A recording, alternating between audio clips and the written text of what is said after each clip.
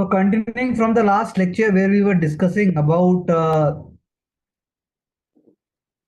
we were talking about Western leaders basically on liberalism, and now we are going to talk about what IPT, that means Indian political thought, says. And we discussed James, and I was interested in the evolution also, including the women rights and some other key examples which were taken up. अब हम देखेंगे कि Indian political thought अगर हम comparatively देखें तो क्या कहती है. Obviously Indian political thought will be, अगर एंशियंट इंडिया के टाइम से बात की जाए तो there is an obviously inherent thought, एक इनहेरेंट आइडिया है where we talk about Indian epics and even in the living tradition also. But जब हम इंडियन लीडर्स की बात करते हैं specially from the examination perspective, तो it all comes up with the coming of the British rule, specially in the 18th 19th and the 20th century the whole evolution starts up. तो यहां से हम देखते हैं और बाकी ideas Ashik is going to throw up. So let's continue. Thank you. Let's Yes, start. sir. So before coming to the Indian political thought, two other areas I need to highlight. First of all, sir, we were discussing about GS Mill. तो GS Mill के जो modern liberalism है, उनके साथ एक idea है जो propose किए थे लास्की ने, Harold J Laski. He is a teacher, he is a professor of Jawaharlal Nehru ji in Oxford University. He talked about कि स्टेट का जो रोल होगा, it is a neutral arbitrator. He talked about pluralism, democracy. For example, every association, state is just like any other association, but it is the only association that has the power to enforce rules and regulation. That is why state is the first among all the association. तो इसलिए democratic principal पर वो बात करते हैं. Then TH. Green ये बात करते हैं रिगार्डिंग की जो लिबर्टी है, it is both negative and positive, but उसको थोड़ा मॉडिफाई किए. उन्होंने बोला कि जो लिबर्टी है सिर्फ ये काम नहीं है कि आप कुछ भी कर सकते हैं, आपका मॉरल ड्यूटी है कि अपना आप कैसे अच्छा करें, हर दिन अच्छा करें, कैपेसिटी बिल्डिंग खुद का भी करे और साथ ही साथ समाज का भी करे, सोसाइटी का भी करे. That is why moral conscious बढ़ना चाहिए, वो लिबर्टी अकॉर्डिंग टू हिम ये खुद का भी. फॉर एग्जाम्पल अगर लिया जाए तो इंडिया में जो इवोल्यूशन हुआ है विथ रिगार्ड टू ओलंपिक और जो वेस्टर्न कंट्री में हुआ है वो डिफरेंट है. वेस्टर्न कंट्री में ऑलरेडी जो लोग हैं वो जॉब सेटल्ड है, ऑलरेडी उनके पास एक हायर स्टैंडर्ड लिविंग है, हाई, और वो इन्वेस्ट कर सकते हैं स्पोर्ट्स में. यहाँ पर कुछ कुछ जगह पर ऐसा है कि sports is a medium of job creation, job seeker. दूसरा, या स्पोर्ट्स जो है it is dominated by the higher section of society rather than middle class focus on mostly on getting jobs या फिर ऑन्टरप्रेन्योरशिप बाकी जगह में. तो जो मॉरल कॉन्शियस तभी हाईएस्ट होता है जब आपका ऑलरेडी सोसाइटी डेवलप हो. कब होगा? जब ओवरऑल आप लिबर्टी इन्फोर्स कर सकते हैं और ओवर टाइम लगता है सर. तो इसलिए ही talked about removing obstacle from achieving potential is also form of liberty. तो टी.एच. ग्रीन का कॉन्सेप्ट है लिबर्टी का. अब सेम जब 18th सेंचुरी बात हो रहा था, 1830s के अराउंड जीएस मिल है, और टी.एच. ग्रीन 1870s के अराउंड है, एच जे हेरोल्ड लास्की ये 1910 के अराउंड है. अब उसी समय इंडियन पॉलिटिकल थॉट में क्या इवोल्यूशन था उसी फेज में. तो उसी फेज में पहली बात यह है कि जो बिफोर 18th सेंचुरी जो ओवरऑल इंडिया का जो पॉलिटी था, it was a fragmented polity. अलग अलग जगह पे there was a increase provincialisation because Mughal central system था वो टूट चुका था 20 से. And new commercial avenues were created by the several European countries और कॉलोनियल पावर्स. और जब आ रहे थे तो they did not have the morality in business. That is why they were exploiting the resource of the common Indian.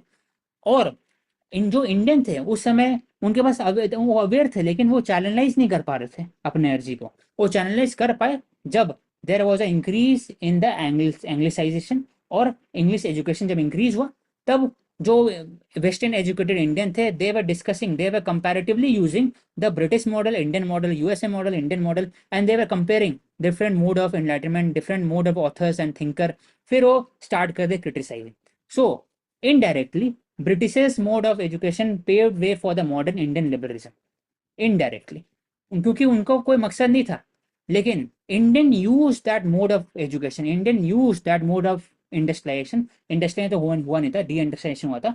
Indian use the mode of creation of infrastructure such as railways, road या फिर telegraph, and use that to raise the consciousness among the Indian citizen against the British rule. तो फिर दादा भाई नौरोजी, पहले राजा राम मोहन रॉय आते हैं, फिर केशव चंद्र सेन हो गए, फिर दादा भाई नौरोजी हो गए, एम जी रनाडे हो गए। तो अलग अलग लोग हैं जो बहुत पायोनियर है इन इंडियन लिबरलिज्म। तो फर्स्ट ऑफ ऑल, जो पहला उनका फेस क्या रहेगा? पहला फेज रहेगा कि जो अपने सोसाइटी के अंदर गलतियां हैं उसको दूर करें, rather than focusing on britisher. तो राजा राम मोहन रॉय ने सोसाइटी के अंदर जो चेंजेस करना स्टार्ट किया, ट्रांसफॉर्मेशन स्टार्ट किया था थ्रू, अब उस समय ना पार्लियामेंट में अवेन्यू था, ना मीडिया था, ना है कि, तो क्या स्टार्ट करें, एसोसिएशन स्टार्ट करें। इसलिए अमित्य एसोसिएशन उन्होंने स्टार्ट किया, अमित्य सभा स्टार्ट किया।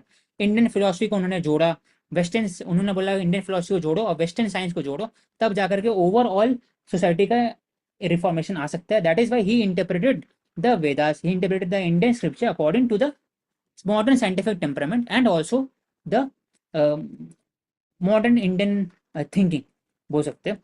तो इसमें बोला कि जो इंडियन का रोल बढ़ना चाहिए, रिप्रेजेंटेशन सोसाइटी बढ़ना चाहिए, विडो रिमैरेज फोकस किए, चाइल्ड मैरिज नहीं होना चाहिए, सती प्रथा के खिलाफ बात किए। तो उसके कारण British were forced to implement the act, जो 1929 एक्ट है। फिर he talked about more representation of Indian in parliament. He also talked about reducing the age of the entry into the civil service, और civil service में बढ़ना चाहिए। he condemned the idolatry practices. He talked about unity among God. तो overall जब भी देखा जा रहा है तो he talked about social reform, he talked about political reform, he comparatively जब कंपैरेटिव पॉलिटिक्स पढ़ते हैं तो इसमें he was the first Indian he used comparative politics. Even Dada Bhai Naoroji and justice Ranade use comparative political economy to criticize British. Then sir, second thing, Dada Bhai Naoroji, उनका role, पहले बात है कि ही क्रिटिक, हाँ, जैसे ही was the economic first critic, man, economic critic क्या yes होना? sir, he was the first man to study to in detail regarding the British economic process in India. He published the book Poverty and British Rule in India. And British Rule क्यों लिखा है, not British rule क्यों नहीं है? क्योंकि ही knew that British rule के अंदर में ही वो चाहते थे चेंजेस है, तो कॉन्स्टिट्यूशनल चेंजेस है।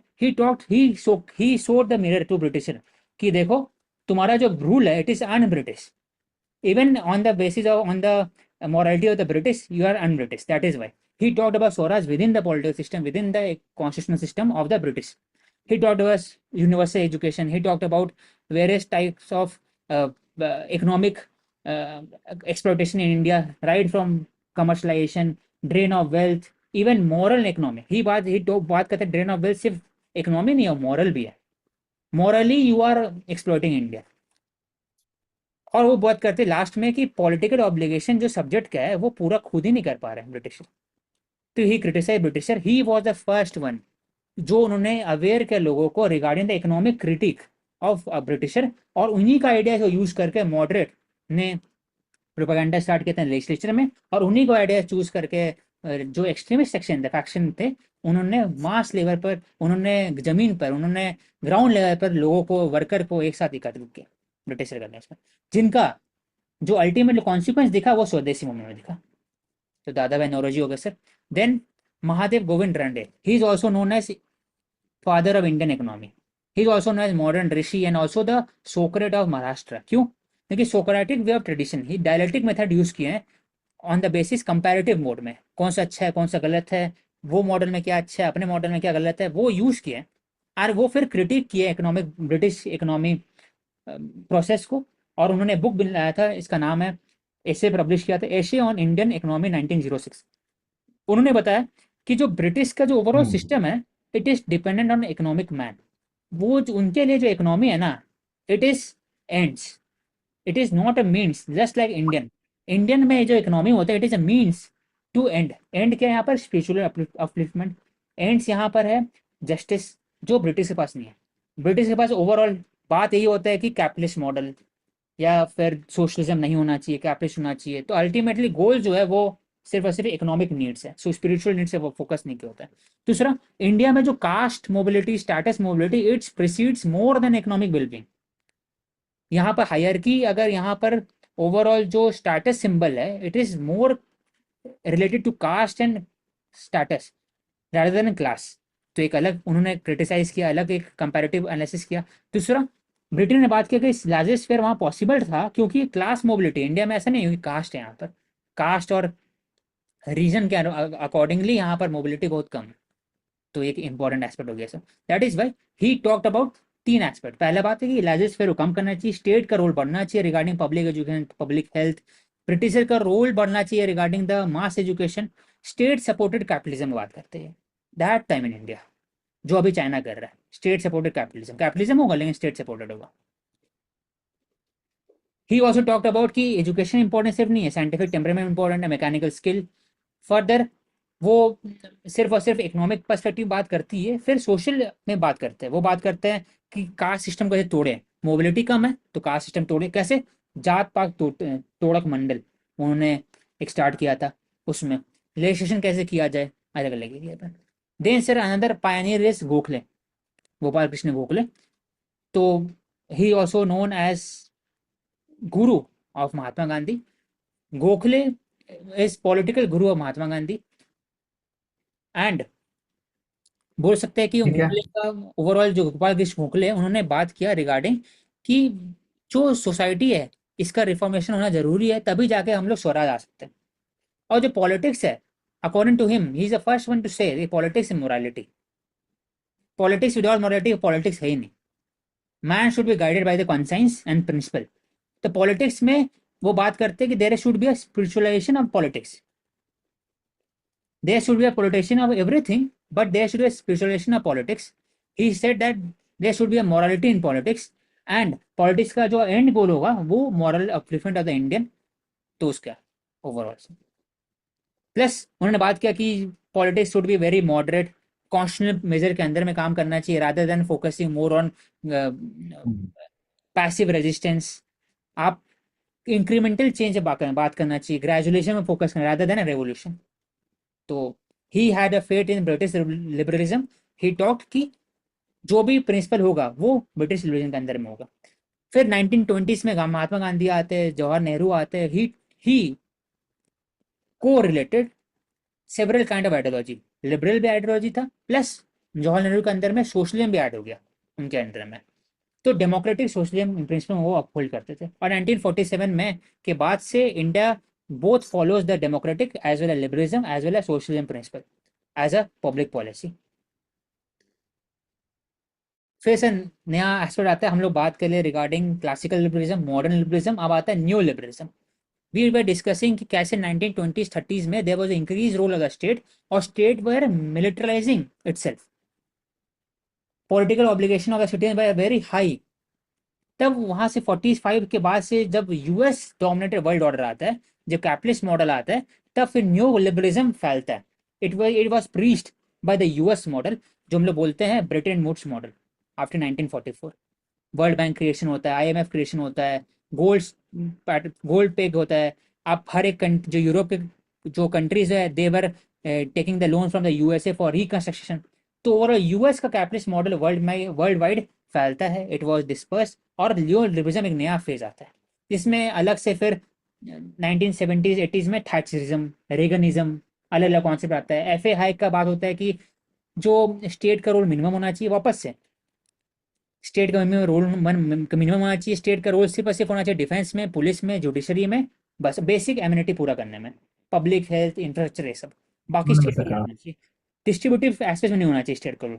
ये एफ ए हैक बोलते हैं। नोजिक बात करते हैं जो प्राइवेट प्रॉपर्टी है उनका कुछ अनलिमिटेड ऑब्लिगेशन होना चाहिए, कुछ भी कर सकते हो प्राइवेट प्रॉपर्टी में। अगर वो चाहे तो कितना भी पैसा कमा सकते, कितना भी। वो अनब्रिटल कैपिटलिज्म है बेसिकली नोजिक का, कैपिटलिज्म विदाउट एनी लिमिटेशन। अगर वन लाइन में बात करना है तो नॉजिक बात करते हैं। लेकिन उसी समय वापस से एक रेवोल्यूशन आता है पोस्ट बिहेवियर के समय में, जब अमर्त्य सेन बात करते हैं रिगार्डिंग की liberty should be promoted on the basis of positive discrimination. John Royce बात करते हैं रिगार्डिंग डिफरेंस प्रिंसिपल की दिस लीस्ट एडवांटेज सेक्शन है उसको भी आप प्रमोट करें। कौन प्रमोट करे? स्टेट करेगा प्रमोट। तो पॉजिटिव लिबर्टी के टुवर्ड्स शुरू हो जाते हैं। फिर से 1990s 2001 के आसपास से वापस से जा रहे हैं। फिर 2008 के बाद से देखा जाता है कि ओवरऑल स्टेट का रोल बढ़ जाता है। क्यों? क्योंकि 2008 में एक फाइनेंशियल क्राइसिस आता है, और overall there is again talk of कि स्टेट का रोल क्या होना चाहिए इन कैपिटलिज्म। क्योंकि स्टेट, यूएस के जो फेड थे उन्होंने सेव किया था बहुत सारे बैंकिंग को, जबकि प्राइवेट बैंक थे। कायदे से जो बैंकिंग सेक्टर थे, they were responsible for itself, for themselves. लेकिन ऐसा हुआ नहीं। The federal reserve of US, they supported the banking in their crucial phase. तो वापस से बात होता है कि स्टेट का क्या रोल होना चाहिए। इंडिया में भी जब हम लोग बात करते हैं पीएलआई स्कीम, वो भी तो सब्सिडी है, जब ये सब्सिडी देना नहीं चाहिए। इंडिया में बात करते हैं रिगार्डिंग मुद्रा लोन, वो भी एक तरह सब्सिडी है, इंटरेस्ट सबवेंशन सब्सिडी है। फिर बिजली पानी आपको फ्री में देते हैं, लैंड देते हैं, टाटा स्टील को मिलता है, माइनिंग राइट्स मिलता है अलग जगह, वो भी क्या है, एक तरह से स्टेट का रोल है। तो स्टेट और सोसाइटी को अलग नहीं कर सकते, स्टेट और ओवरऑल जो कंपनीज को अलग नहीं कर सकते, ये बात हुआ।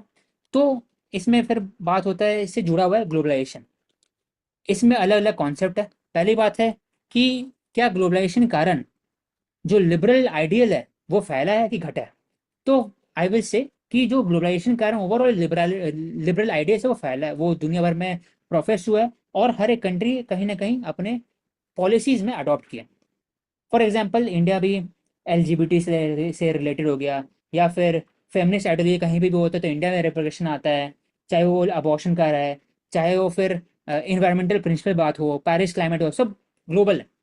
लेकिन हर एक नेशनल के ऊपर में अफेक्ट होता है, वैसे ही इंडिया का जो भी चीज़ है वो कहीं और भी अफेक्ट होता है। इसलिए globalization will increase hmm. Liberal principle at the same time.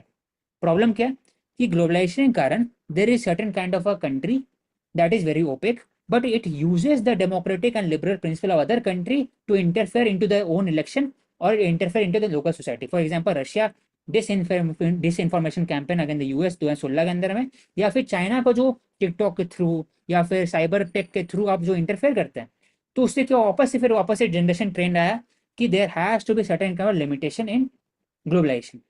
तो डी ग्लोबलाइजेशन का बात होता है, यहाँ बात होता है कि चाइना प्लस वन स्ट्रैटेजी का बात होता है, डाइवर्सिफिकेशन का बात होता है। यहाँ बात और होता है कि कैसे हम लोग रीजनेबल रिस्ट्रिक्शन करें, तो इंडिया बात करता है कि बैन कर दो on the basis of sovereignty, sovereignty को प्रोटेक्ट करें। डेटा सॉवरेंटी बात होता है, डेटा लोकलिटी का बात होता है। तो overall globalization very complex term, and it can be defined, it cannot be defined in a one particular way. It has a multiple definition and multiple approaches to study, and overall जो world है it is becoming more integrative. Eight the same time जो new phenomena rise होता है वो बोलते हैं D localisation.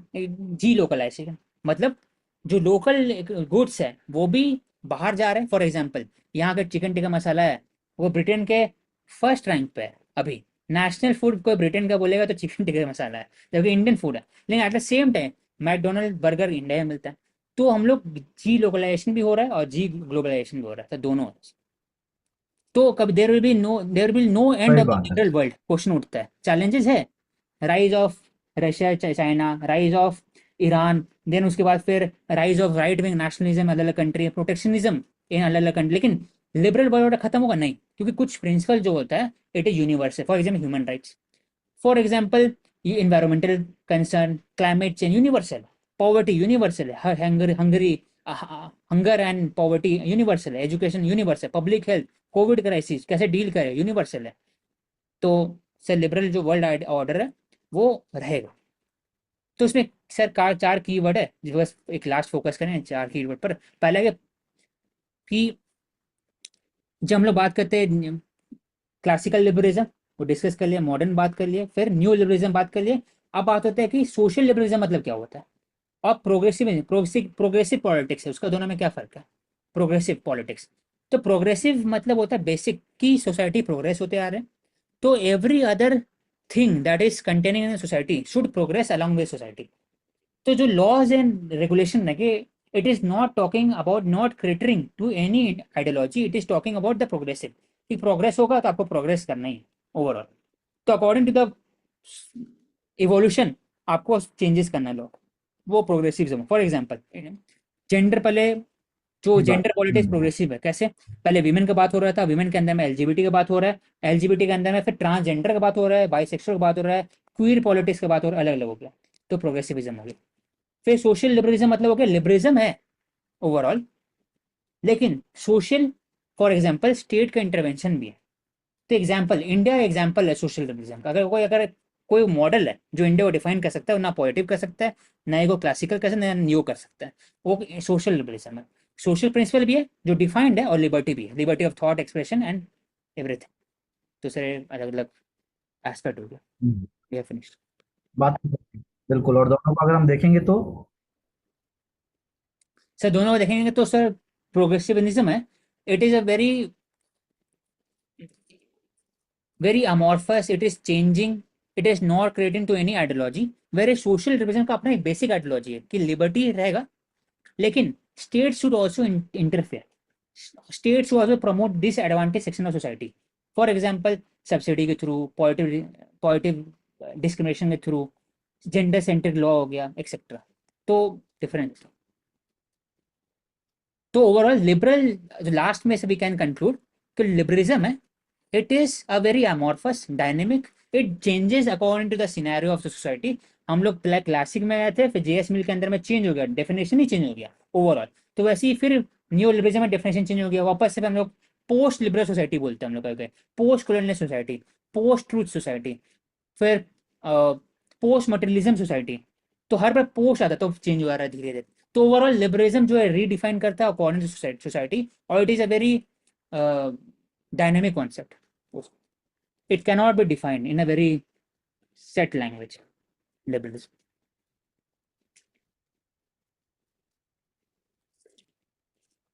Good. Hmm. और बताइए, So we have finished इसमें क्वेश्चंस को भी हम लेते and take हैं। up तो which question you want to take up first? anything, sir? Yes, sir. या we will take up.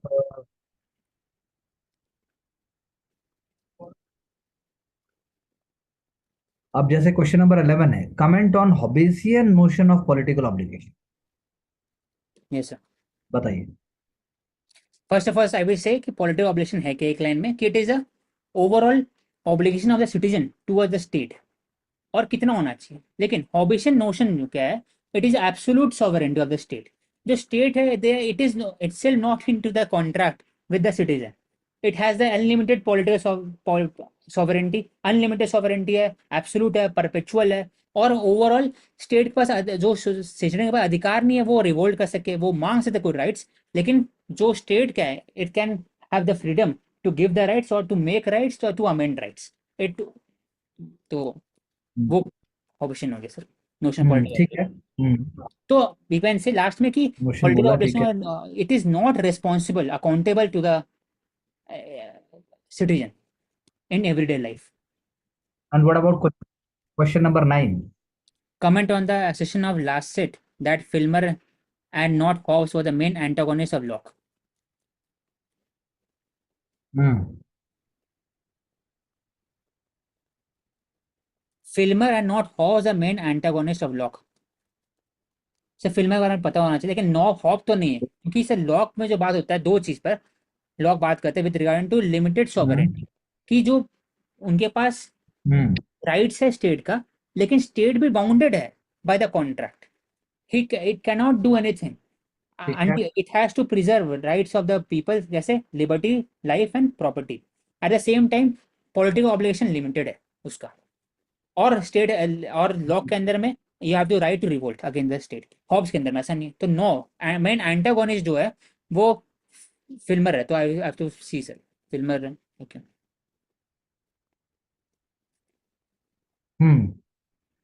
Now coming to Locke, can we go for question number? Okay, John Locke is the father of liberalism. Explain how we handle this. Yes, Hmm.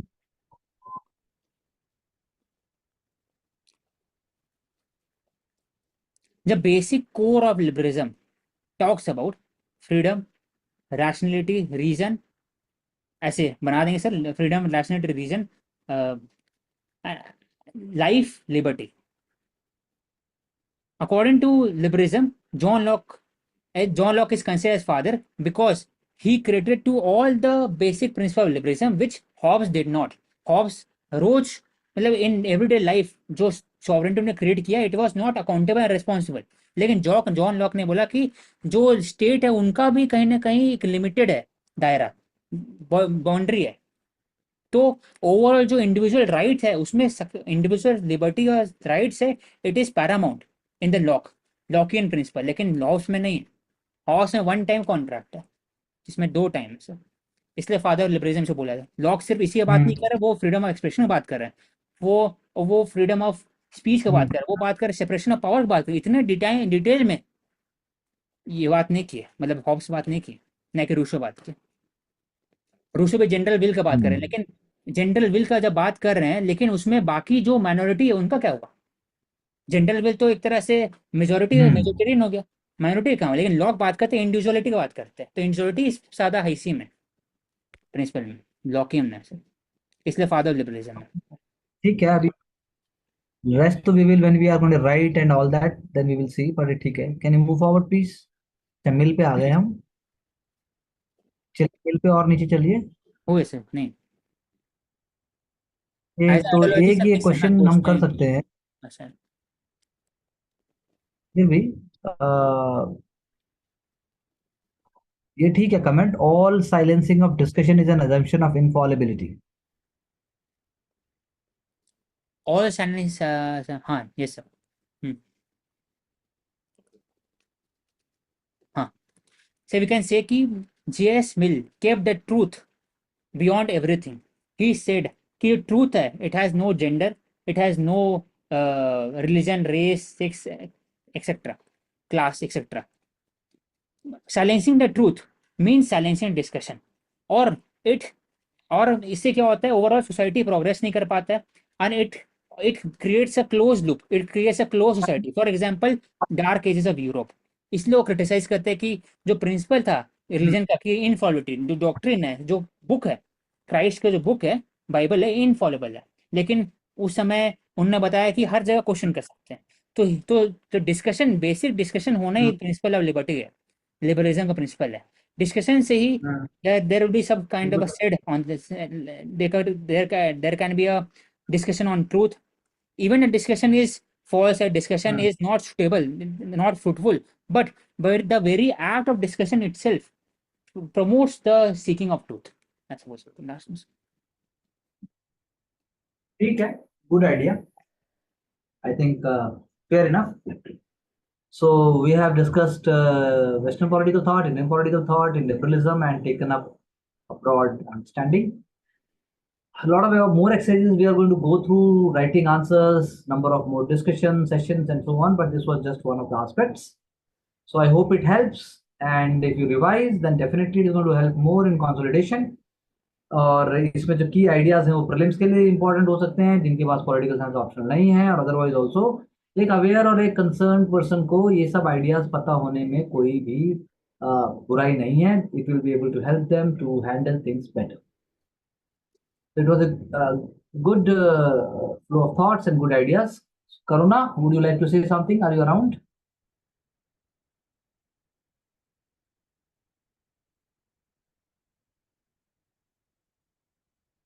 Can you hear me? I don't think she is available, so it's fine, no problems. We'll continue. Ashik, आप कुछ कहना चाहते हैं before we wind up? No sir. And we can then stop it. Great. Thank you. Thank you. And thanks to everyone for joining us and also learning and taking it forward, because smarter ways are always tougher, but they always pay in the longer run. That's what we believe in this. Thank you very much, one and all. Namaste. Keep watching, keep learning, and going forward with our Sarkar. Thank you sir.